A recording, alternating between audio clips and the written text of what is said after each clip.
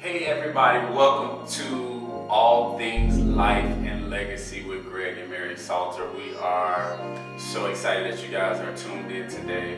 Today we want to really talk about what it means to be dream adjacent.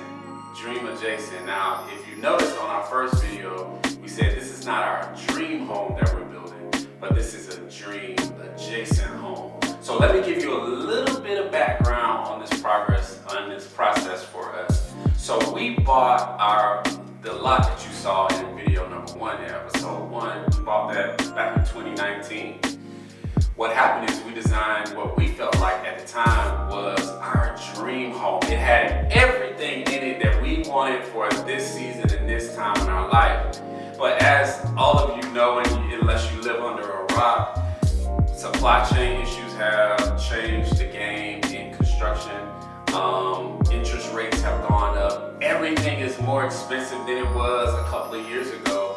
And so when we first started the process of building our home, the builder that we were working with came back and said, guess what? This home is going to be a lot more expensive now than what we initially were quoted. And so we were like, and that's after we're under contract. We signed a contract in February 2020.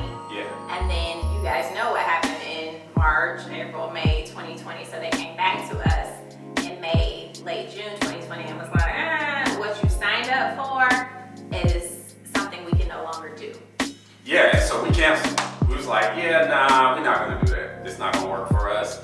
We'll do something else. And so we decided to just sit on the sideline. But as we continued to kind of survey the land and think about what we wanted for this season of our lives, we decided that even though this is not gonna be our dream home, it can be dream adjacent, like sorta parallel to a very much different version of what our dream was. Second place Second place for sure. And so I would encourage you, even though rates are up, even though costs are high, or higher than they have been anyway, if it's a good investment, to still do it, because at the end of the day, you want to do something that's right for your family at the season and the time in your life. And so what we did was we started to look for different ways that we can adjust the dream, right? We adjust the dream. And that's not to say that we won't, do something else in the future, but we adjusted the dream for now that made sense for us in our now. So absolutely, and you kind of said it. It has to make financial, for us, it has to make financial sense. Sometimes we get caught up in the emotions of decisions.